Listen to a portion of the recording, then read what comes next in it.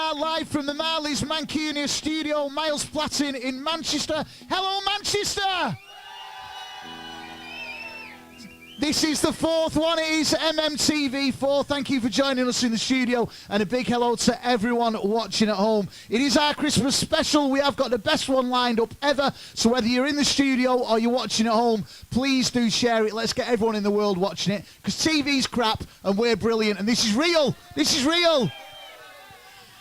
If you are watching at home, though, like I say, we are live from Manchester. It is real Mancunian rock and roll television, so please do expect a little bit of effing and jeffing and stuff like that, but we will behave the best we possibly can.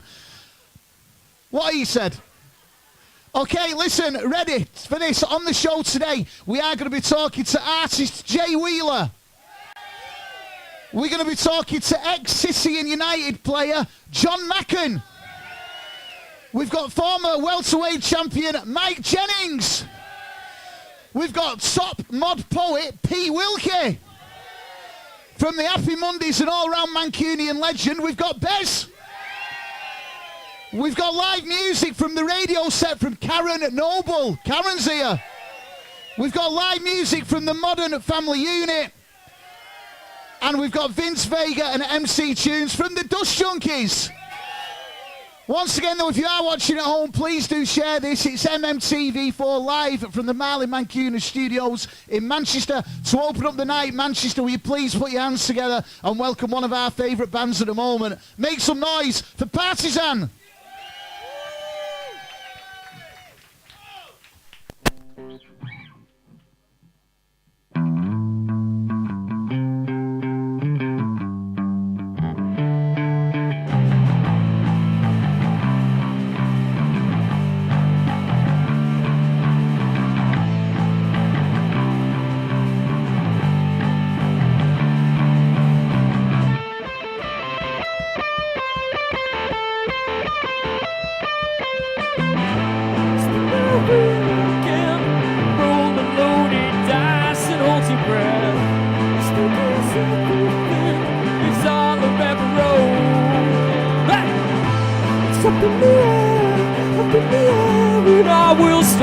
Forevermore.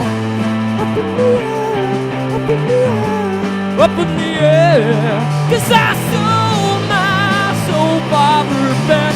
One way to ride on a juggernaut. Sold my soul on a way.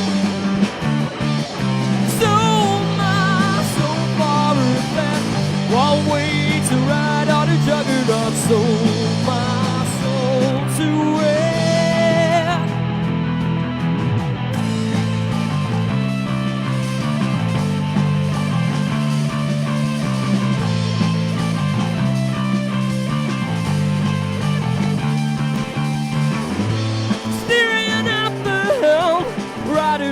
My private juggernaut, my winnings all in sight. You're all I'll ever need. Hey! It's up in the air, and I will strive forevermore. Up in the air, up in the air, up in the air. 'Cause I sold my soul for a bet. One way to ride on a juggernaut. Sold my soul on a way. Sold my soul for a bet. One way to ride on a juggernaut. Sold my soul to air. Sold my soul for a bet. One way to ride on a juggernaut. Sold my soul on a wheel. Sold for a bet. One way to ride on a juggernaut. Sold my soul to air.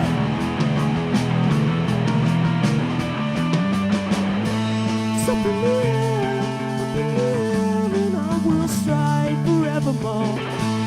Up in the air, up in the air, up in the air. 'Cause I sold my soul for a bet. One way to ride on a juggernaut. Sold my soul on a way. Sold my soul for my soul to wear.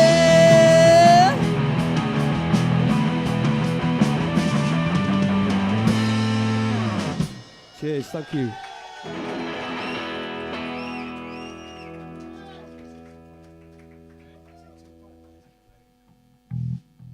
Thanks very much. We're Partisan.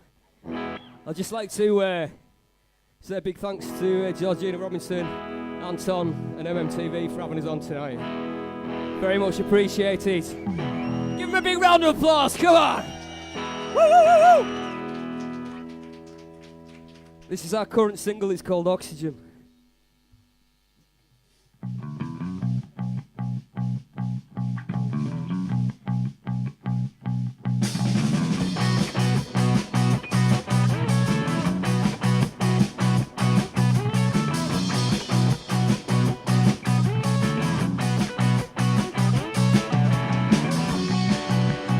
Is there enough for me?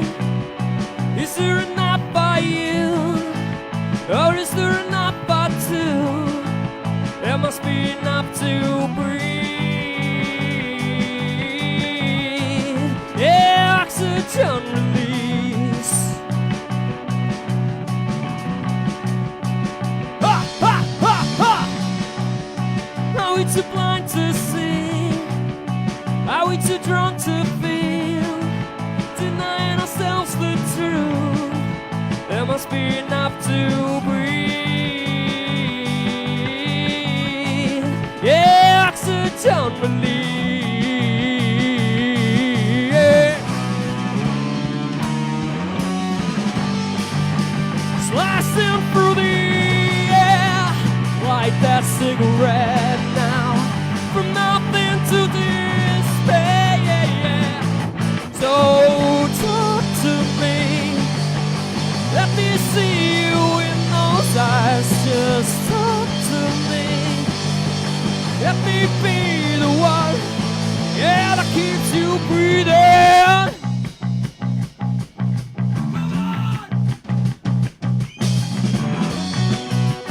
Is there enough for me? Is there enough for you? Yeah, is there enough for two? There must be enough to breathe. Yeah, oxygen release.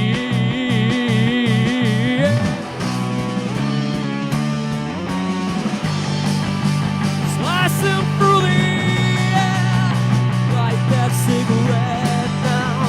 From nothing to despair, yeah, yeah. So talk to me. Let me see you in those eyes. Just talk to me. Let me be the one that saves you. Just talk to me. Let me see you in those eyes. Just talk to me. Let me be the one, yeah, that keeps you breathing.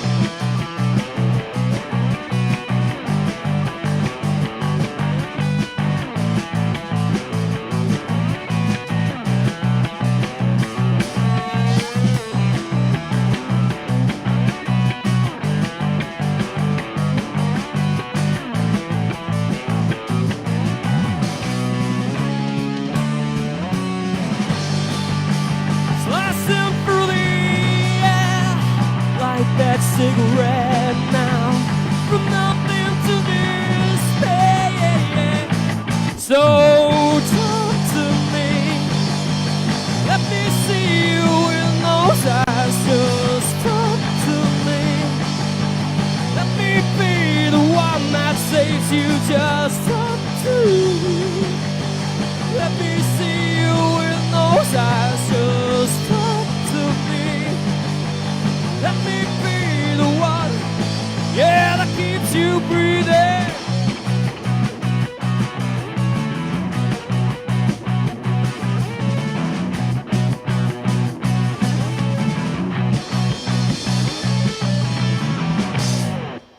Cheers, thank you very much. Cheers. There we go. There we go. There we go. Let's hear it for Partisan. Come on. Okay, listen, lads, before you go anywhere else, we'll just get rid of that. It's not working. Tell it's live, do you know what I mean? Before you go anywhere else, lads, let's have a chat with a couple of the lads from the band, Dan and Stu. How's it going? Dan, all right, mate, yeah? Yeah, very well, man, yeah. How long have you lads been playing together?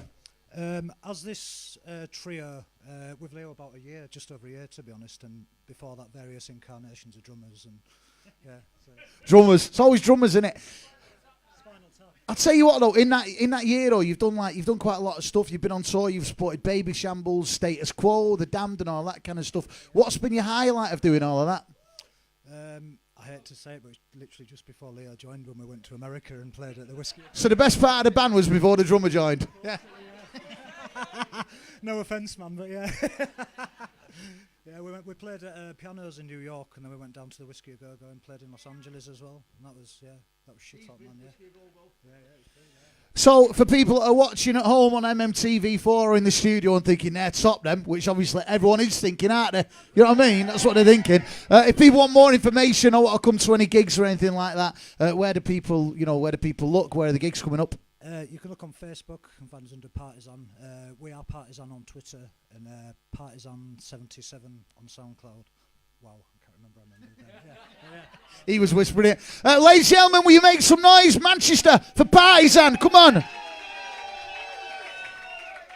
Okay, what we're going to do now, obviously, if it's the first time you've been in the studio or the first time you're watching at home on MMTV4, please do share it. Obviously, we have a lot of live music, we have a lot of sports guests, and we talk about a lot of serious things as well, what matter to us as Mancunians, yeah? The next person I'd like to introduce to you is a very, very inspirational man indeed. I can't wait for you to hear his story, yeah? So we're going to go serious for a few minutes while we hear of him. Will you make some noise, please, for Jay Wheeler?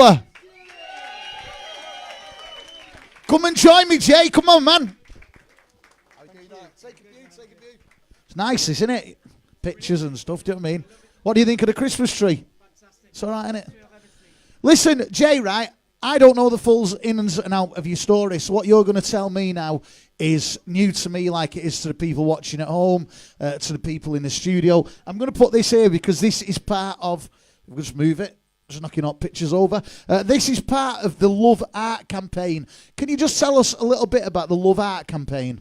Yeah, the Love Art campaign came about back in 2012, and I've been in the army for 15 years, and I came back. In the army, I'd done several tours of Kosovo and several tours of Iraq, and I did a tour in Afghanistan. I came back in 2012, and within like 6 months of being back from Afghanistan, I just kind of went into a depression state and suicidal state.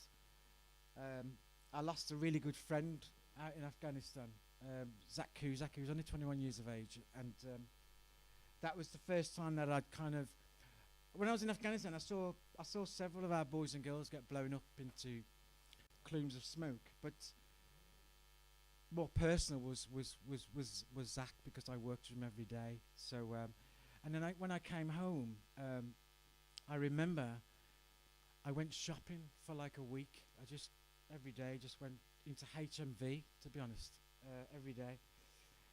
But slowly, my depression was setting in, and I got to a point just before Christmas in 2012 where through what I'd seen over the years, and especially what I'd experienced in Afghanistan, I didn't have a lot of faith in society. I didn't have a lot of faith in life in itself. So I think I tried 5 times to end my life because I just didn't want to be a part of that whole madness and, and what I'd experienced. So I went from, I took a couple of overdoses and stuff, and then I got admitted to a psychiatric hospital in Liverpool, Windsor House, and it was when I was in Windsor House that the staff had encouraged me to use art as a form of therapy. So, I mean, like most of us, when I was a kid, I wasn't artistic as a child, but in your Christmas sack, you get like a colouring book and felt tips, and that was as arty as I'd go type thing. And when I was in hospital, they were saying, you know, come and do this art, and I was like, I don't want to do no art. Like, I don't even want to be alive, let alone being here and being encouraged to do some art. But I was in there for 2 months, and after the badgering and all the rest of it, I kind of gave in and said, okay, well, I'll get into this artwork, but I want to base it on something that means a lot to me, and I wanted to base it off the word love, because I think that from what I personally experienced over that time, I didn't see a lot of love. And then when I came back to the UK, you know, there's a bit of a divide in the UK, and it just felt like it was happening everywhere, and it was suffocating me.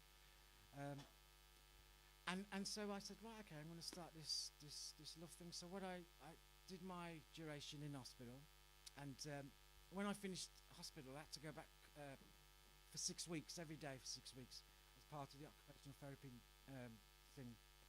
So what I did, I bought myself a canvas, a white canvas, and I got the guy who, one of the staff members, to make me a stencil that said the word love. And I sprayed it onto this white canvas, and for every day for 6 weeks, I would walk from my home to the hospital, which was probably about 45-minute walk or something like that, you know. But I used to walk with this canvas, and I used to walk with this canvas against the traffic so everybody could see. And I wanted people to focus on the word. That's why I used the white thingy and a red love. I wanted people to focus on that. And I did that for 6 weeks. And at the end of the 6 weeks, it was like end of the OT, and I says, all right, well, what am I going to do now? Because I feel it was giving me a positive direction, the art was. And it allowed me to kind of put my emotions and thoughts and stuff and portray it through art. So I did that for 6 weeks, and then I'll say my friend did me a stencil that said the word love, and then I decided to go out and go, I want to spread it a bit, you know, I kind of want to spread love, and I think for me it was like, as a society, it kind of felt like we were going backwards, and I wanted to change that in my own life primarily, but and then obviously in others. And so I started going up around Liverpool, and I was spraying this love stencil on the floor and wherever, and I was choosing places where there was a lot of people, or areas that there weren't so many people, you know, because I kind of go off this love thing, you find it in the weirdest of places and stuff like that. So I started doing that, and it helped me.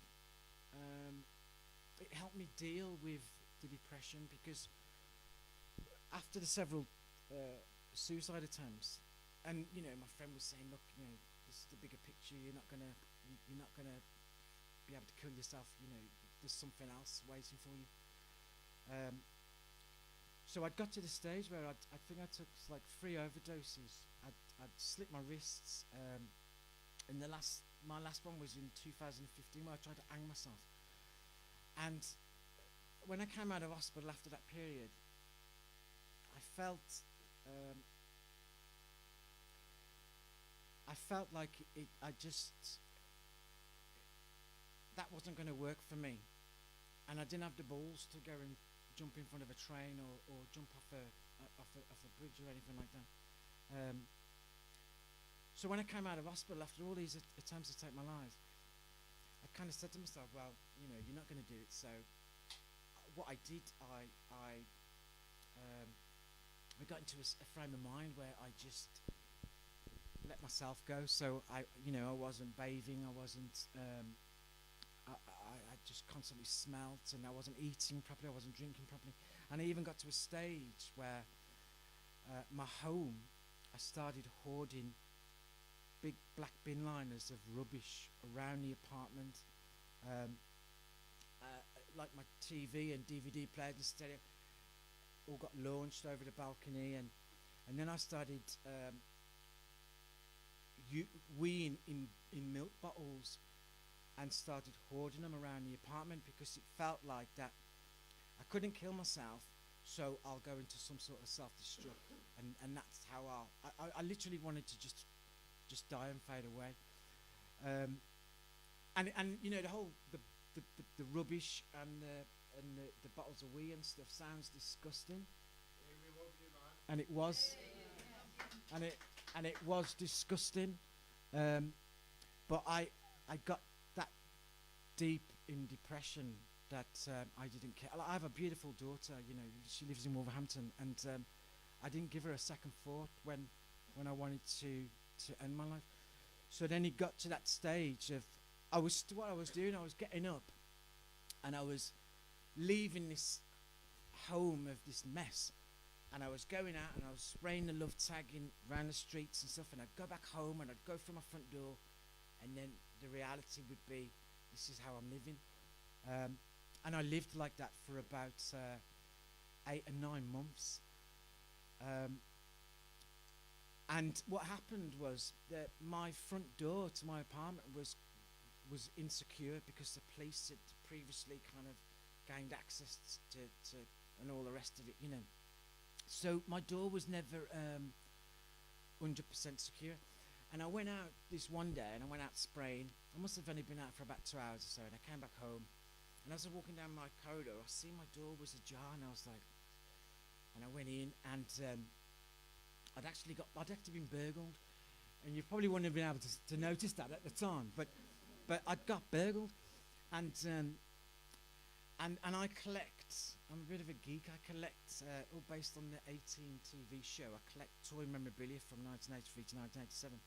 So because there weren't no like electrical goods, because they'd all been launched over the balcony, they went upstairs and they found all these kind of toys that are quite expensive and stuff, and had some of them away.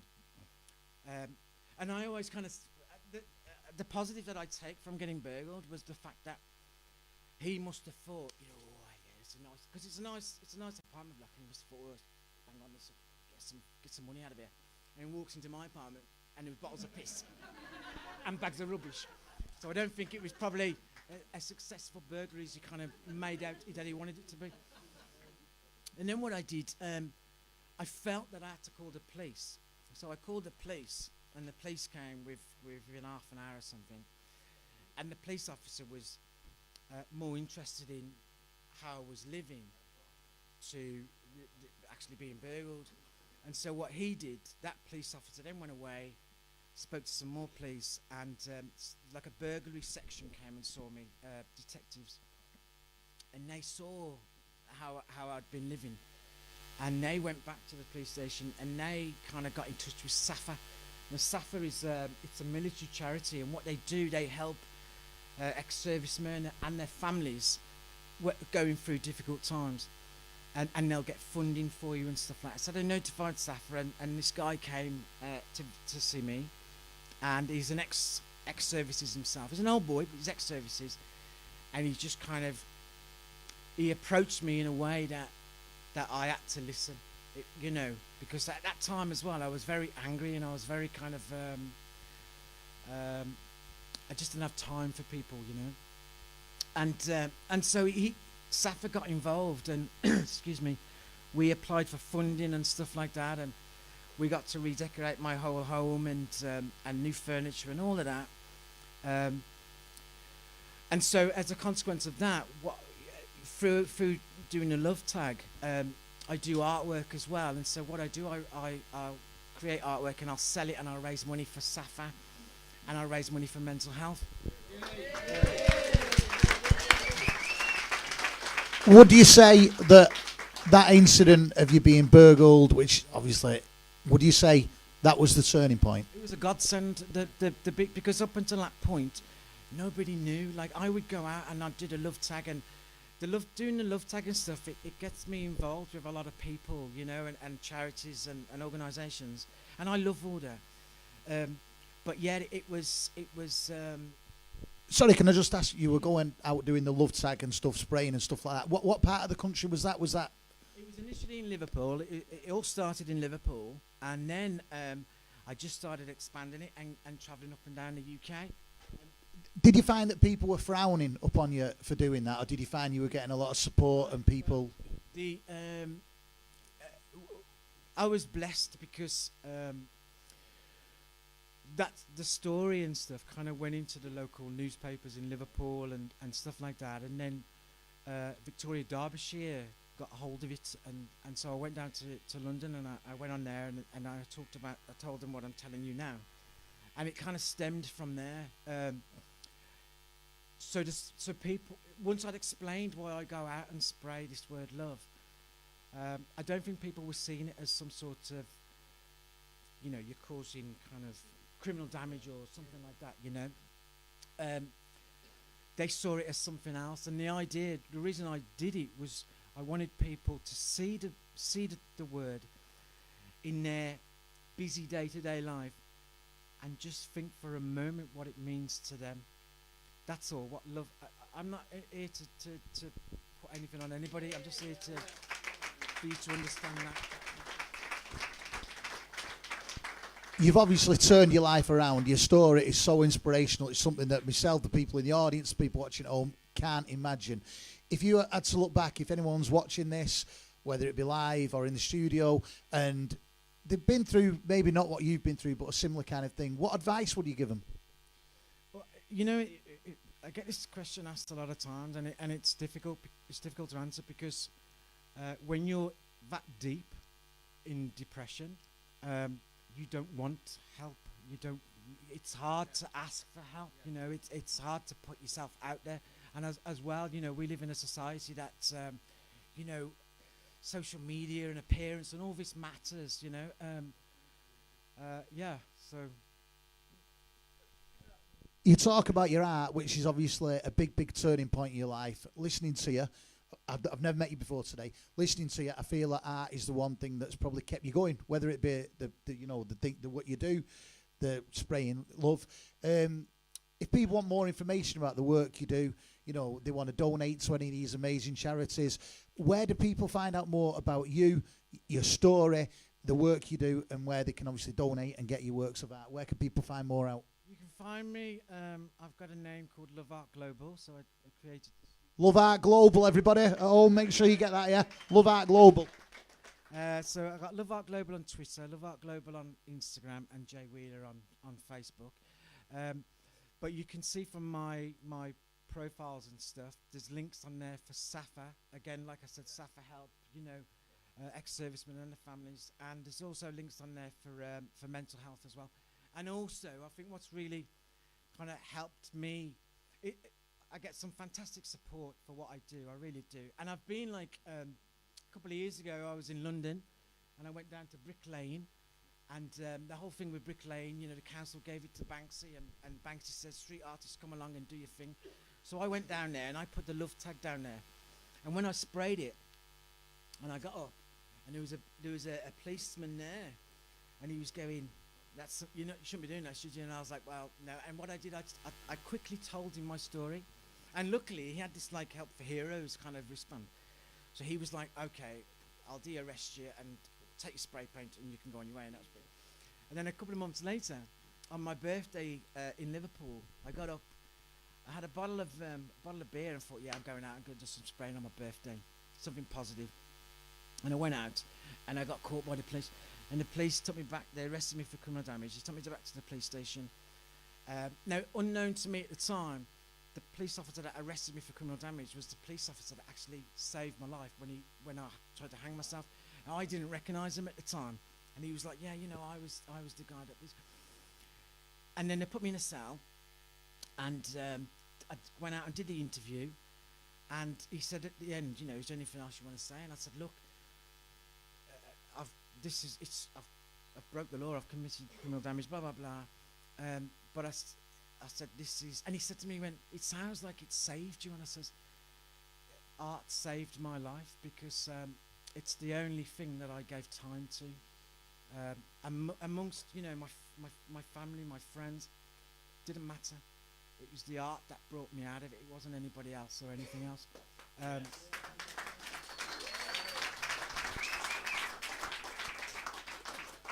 The fact you've come here on MMTV and in the studio and told us your story is unbelievable. It's something not a lot of people would have the bollocks to do. We know about what's happened. We know about the art. I've got to ask, what does the future hold for Jay Wheeler? Well, I've got myself, 2 years ago, I got myself a little rescue dog. She's an English bulldog. The name's Fudge. She's boss. Fudge, yeah, she's bang on.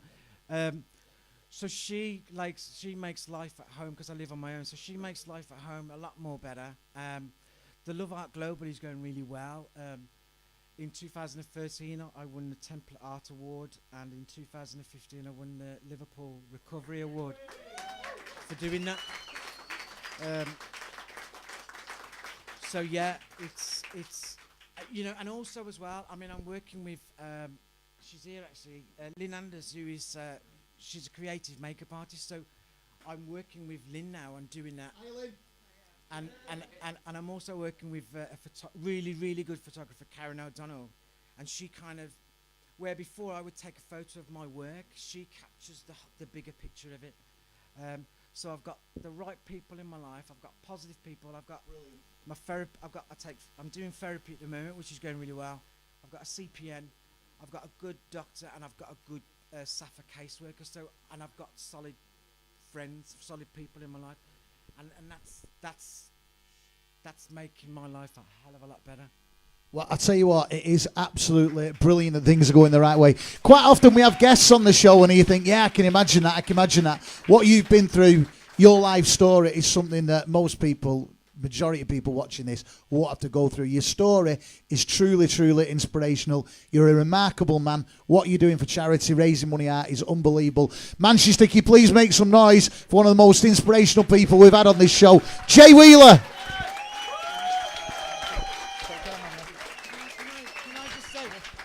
Can I just say, I just wanted to say, because I so much appreciate when I'm given a platform to tell the story. So thank you very much, MMTV, for allowing me to be a part of it.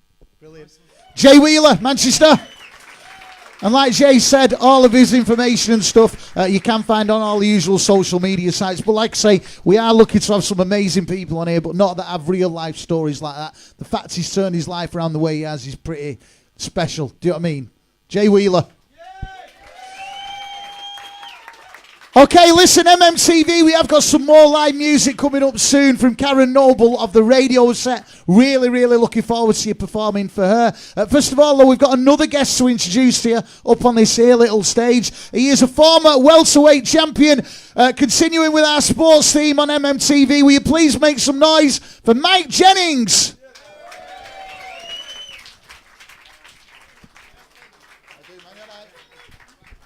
Take a seat. Pretty special fella, Jay, innit? Yeah, very special, inspirational, like you say. Right, listen.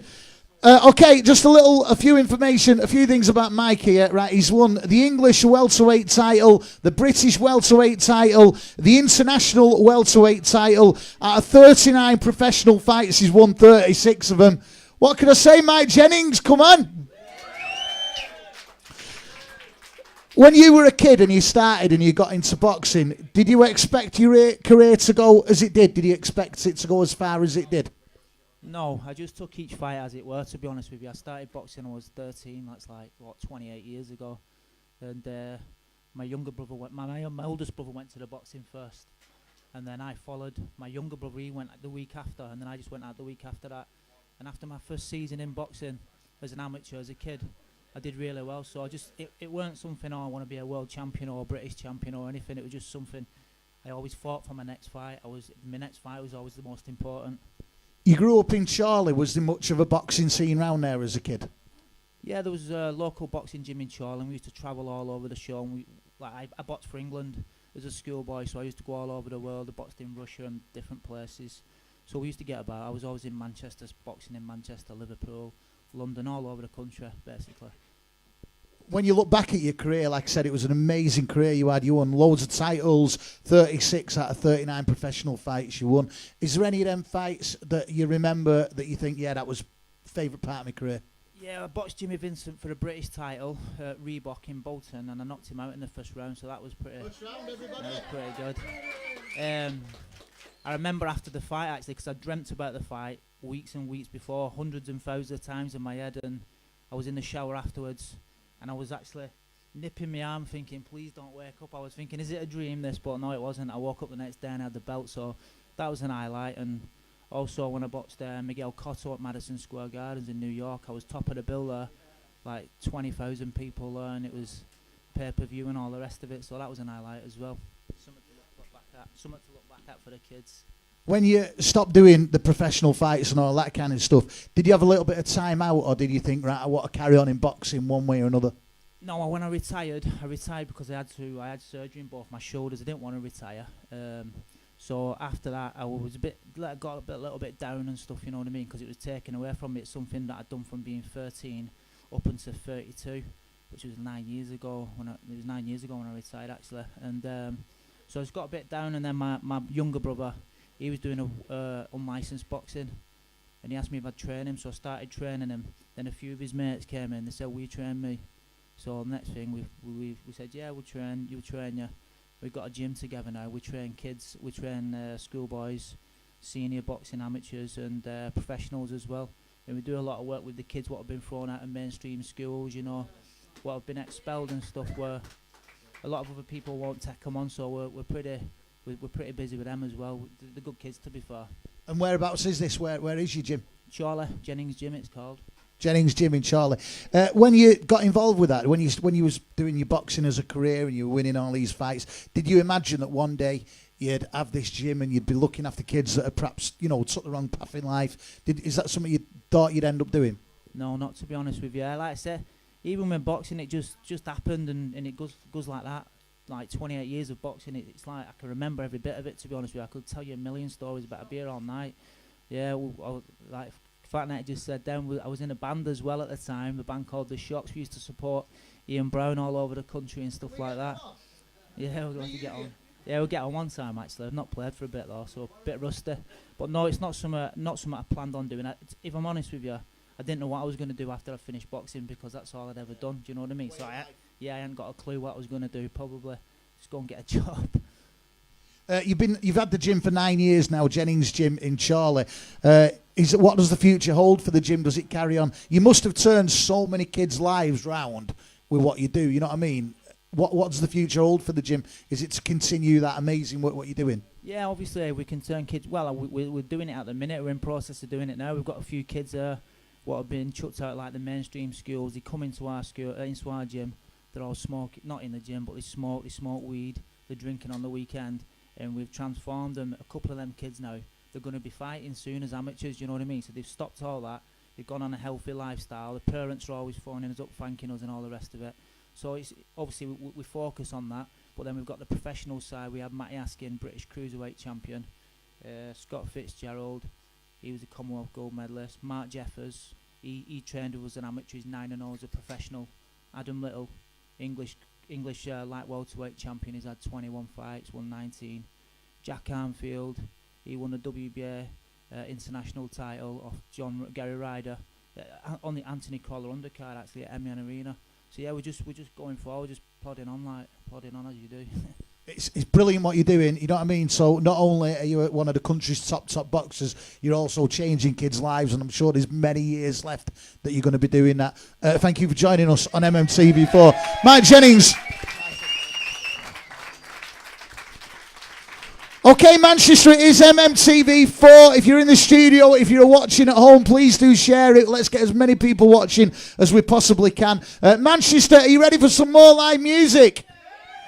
Well, can you see that up on the screen there? That, ladies and gentlemen, is Karen Noble from the radio set. Will you please make some noise as we give you some more live music on MMTV4, live from Manly Mancunian Studios in Manchester. Please welcome Karen Noble.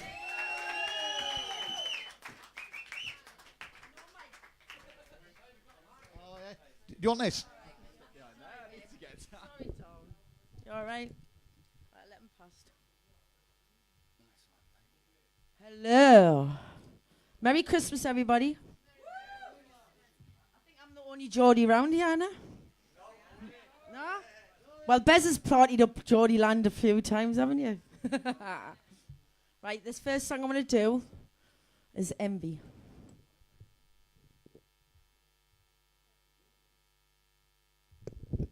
When it starts.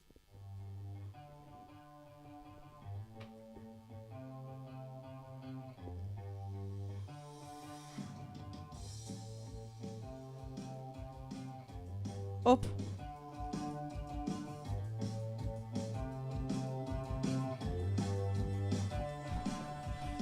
You built a wall around your heart to protect me when we were apart. I was so blind I couldn't see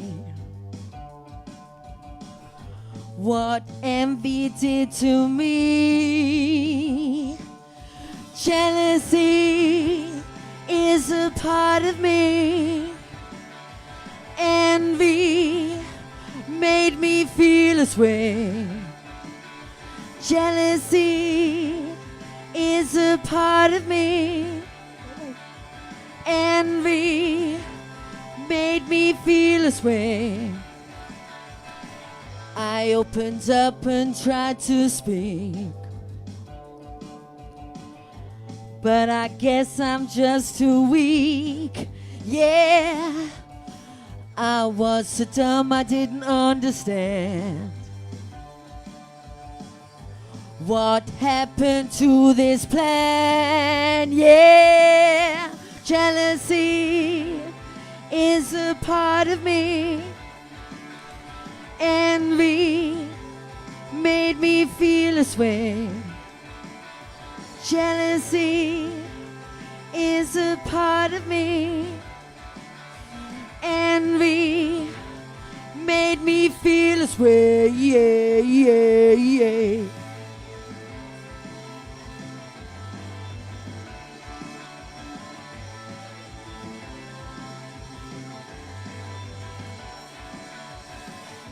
Took you driving in my car, didn't let it go too far. Yeah, I was so deaf I didn't understand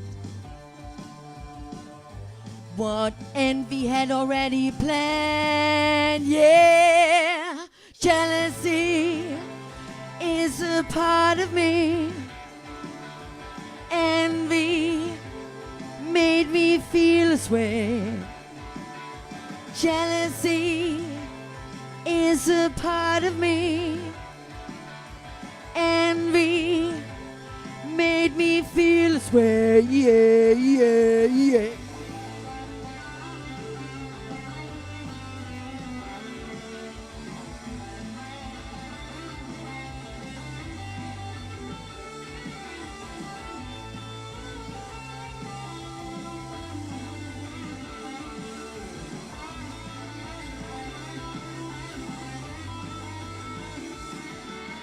Jealousy is a part of me.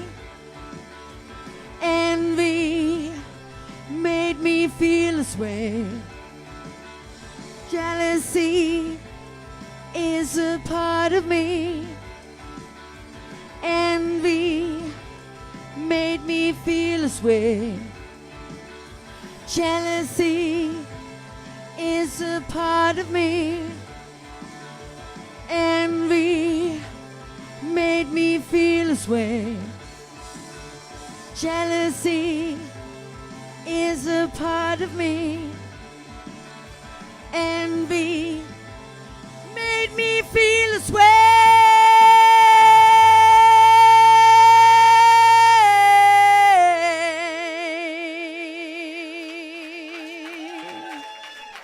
Woo. I couldn't hear myself, you know, plus I've had a full bottle of wine. Fucking hell, is it?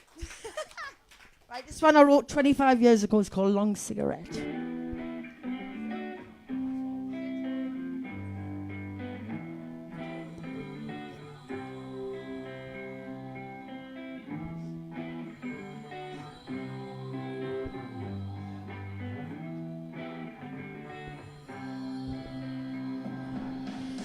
Sitting here feeling divine, chilling out from the day left behind, full to the brim, tipsy and sweet. Can't wait till I fall to my feet. Whoa, heart's beating. Whoa, feet tingling. Head's taking over.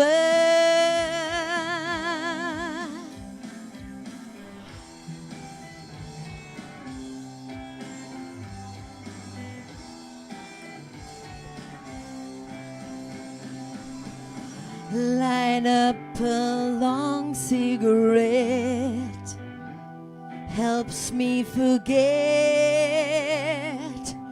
the stresses and the strains of everyday life. Still I don't know what's wrong from right. Whoa, heart's beating. Whoa, feet tingling.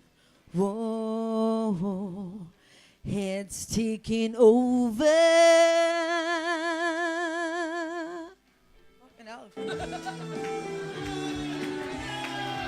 Woo!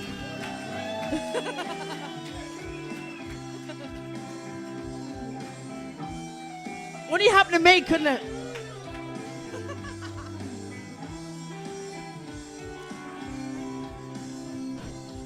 It helps me control, eases the mind, body and soul, directs me in the way I want to go, numbs the pain when I'm feeling low. It helps me control, eases the mind, body and soul, directs me in the way I want to go, numbs the pain when I'm feeling low. Sitting here feeling divine, chilling out from the day left behind, full to the brim, tipsy and sweet. Can't wait till I fall to my feet. Whoa, heart's beating. Whoa, feet tingling. Whoa, head's taking over.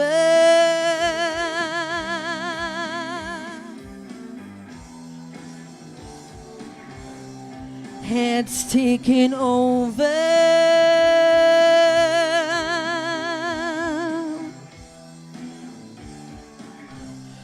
Head's taking over. Yeah.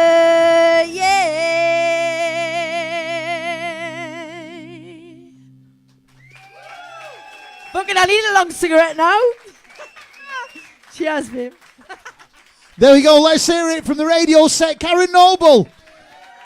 Proof she was singing live there as well. You see that in the middle? Not like Top of the Pops. This is it live. Anyway, let's get rid of that. This is MMTV4. We're live from the Marley Mancunian Studios in Manchester.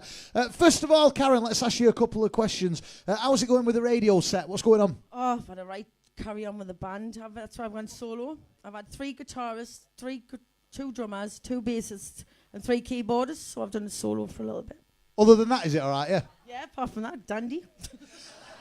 Listen, growing up in the North East, it's obvious, you know, your music and everything, the passion you do when you're performing and that. Growing up as a kid in the North East, other than Ant and Dec and Gaza, who were your influences?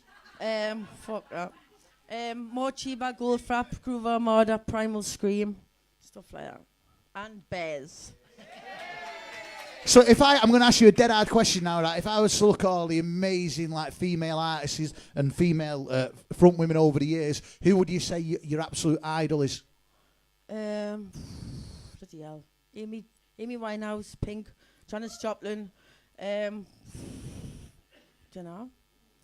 I don't know. Just all of them. All of them. You've done some pretty good stuff over the years. Obviously, last month you were at Shine Weekend. How did that go? All right, yeah. I've recorded with Hookie a few months ago in Edge Studios, and I've seen him, I partied. And I've also done Cocktail Twins as well, recorded with Bell & Union Records with Simon Raymond.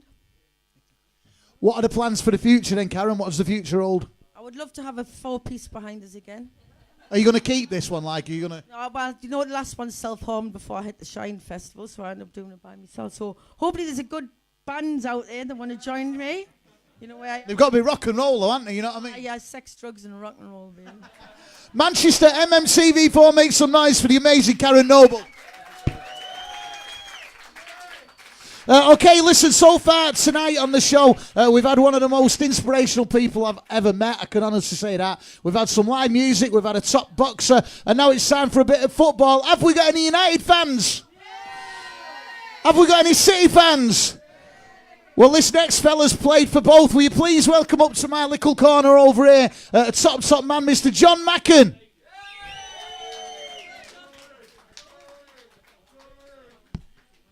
John, how you doing, man? You right? So this, everybody, is John Macken. Right, listen, John, I've got to ask you first of all, who did you support as a kid?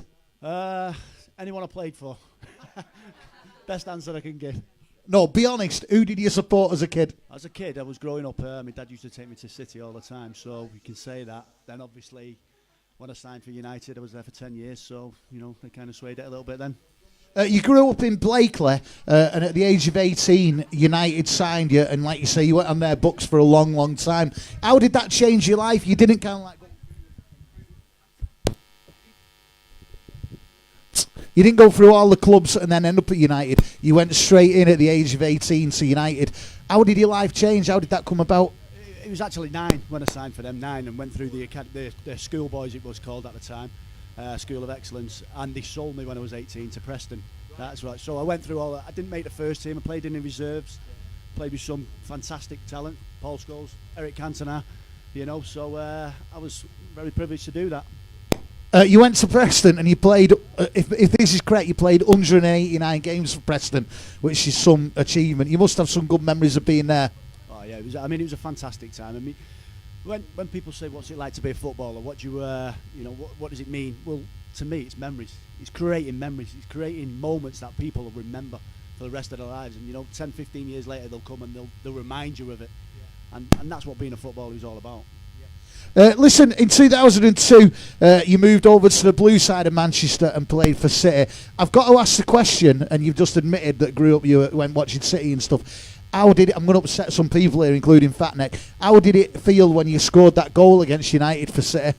Well, derby's a massive event in Manchester, as everybody knows. And for me, obviously, growing up in the city and to score a goal against a team that let you go, I know they sold me, but it was fantastic on that day. I just remember running past and seeing some of my friends who was in the United end and was throwing things at me. Can I just ask you a question? And I've not got this on my list, and it's something I do wonder. I work for the Football League myself. When United let you go, how do you feel about a club like that? Is it something you brought up to accept, or is it something that you're still pretty bitter about? How does it? Well, it was my decision. I mean, at that time I was 18. I think Solskjaer had just signed as well, and there was 2 or 3 others in front of me. So I just thought, well, I'm going to go and make a career for myself, and it was a brave move, but fortunately it worked out well for me. Since then, you went on, listen to this, right? You went on to play for Crystal Palace, Ipswich Derby, Barnsley Walsall, Northwich Victoria, and you also played a game for Republic of Ireland as well. So you're certainly a seasoned footballer, you know what I mean? Looking back at all that, obviously, a lot of the time you spent at Preston and all that. If I had to ask you now, if I'm going to do the life story about John Macken, what's your favourite part of your career as a player? Well, you'd have to say the promotions, when we was at Preston and we had a successful team, and I'm still friends with a lot of them ex-players that I had at that time. So I'd say the Preston time really was I was up and coming as well, and I really enjoyed it. And we was building the football club as well, which was a massive thing. And just to go back to all them clubs, I just like to think that I was a really nice lad and people wanted me at their football club. Absolutely. Like I said, the career you had as a player was pretty special and pretty amazing. You moved on then, you're now the manager at Radcliffe Borough. How did that transition come about? Was that something that, as a player, you thought, right, this is going to stop one day, I want to go into management? Is it something you fell into? How did the transition come from being a player to a coach? Well, really, honestly, I never wanted to be a manager. I never wanted to go into coaching, never wanted to do anything like that. And, just a little bit back from the story that we heard, the inspirational story we heard before, when I finished football, you go into a depression after that as well, because you've got nothing to do. You're at home. I found myself looking out the window waiting for someone to come round, and then one day my wife just said, right, well, sort yourself out, go and do your badges, which I did over in Ireland, and I loved it from the moment I went in there. I loved it, I loved the coaching, I loved being on the park, I loved managing people, and fortunately I got the opportunity at Radcliffe. So how long was it from your last ever game as a player to getting a job as a manager? How long was it between them? It was about 3 or 4 years. Yeah, so it's a long time. I mean, people just think, when you play football, you finish and you're going to be going, sat on the beach. It's not like that at all. It's you have some very lonely moments, because from being 15, 16, I had people around me every single day in an environment, so it was difficult to be on your own at certain times, and everything was done for you. I always look at, you're walking down a road and then all of a sudden it comes to an end and, you don't know where to go, you don't know which direction. But, the coaching side of it, the managing side of it, it's really given me another outlook on everything, and I'm loving it at the moment. Well, I work for Rochdale. I've worked there a long time, and I know working there that the respect that Radcliffe Borough has from a lot of teams is pretty special. At the moment, you're second in the league with 2 games in hand. What's the plans? Are you getting promoted? Well, I hope so. I mean, when I took over, it was bottom of the league, so I think I'm doing something good at the moment. We're looking to get promoted. Yeah, we're looking to build a football club, build people in the football club as well and around it. I mean, we had some terrible news last week when our club photographer he was in a car crash on the M60 and he passed away. So I mean, it was bad for the club, but the way the club have handled it, and they've helped the family, it's been inspirational as well. So and we're all looking to do more things for his family as well. He was called Peter Lee, so yeah. Obviously, you had an amazing career as a player. Things are going brilliant at Radcliffe. You just have to look at your league position.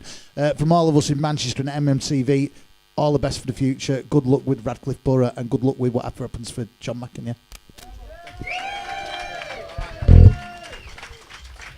Make some noise, John Mackin, everybody, come on. And all the very, very best. I dare say there's a lot of people watching that are Radcliffe Borough fans as well. Good luck for the future. Yeah? No doubt you're going to go far with John. Top man. Okay, listen, Manchester, you ready for some more live music? People are listening at home. Are you ready for some more live music? Will you please welcome Modern Family Unit?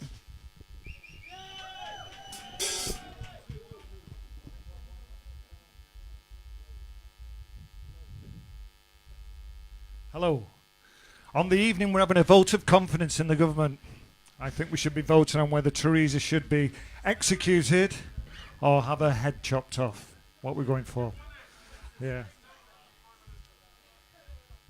Not trusting the media, not trusting the politicians, investigating the truth for yourself. DIY.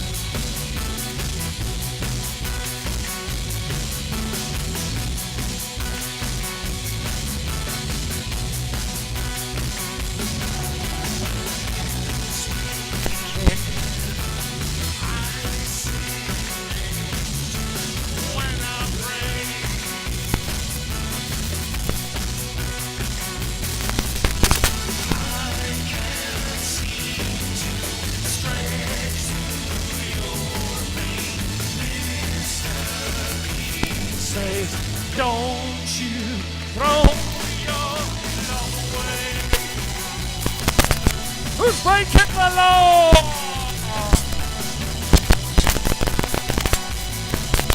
Who's breaking the law?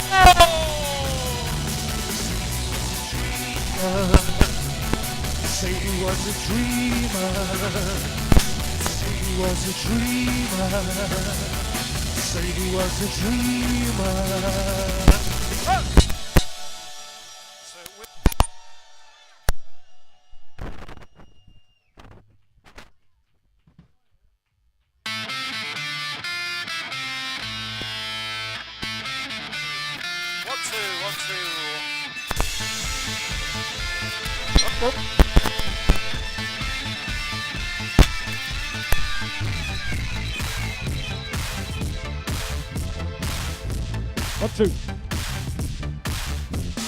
Some people are very clever.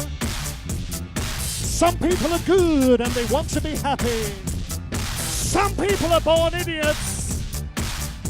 And idiots compete to impress. I made a box with 4 sides. Too long, too short. I'll tell you why.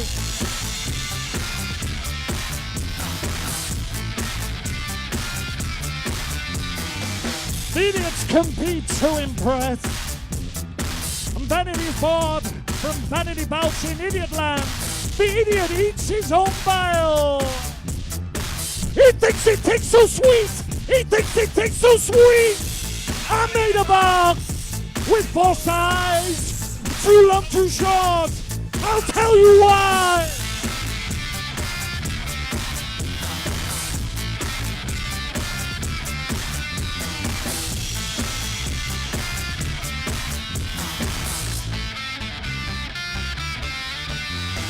Some people need our love, and some people need our love. Some people need our love. We need to make more boxes. I made a box for Theresa May and all those fuckers in Parliament.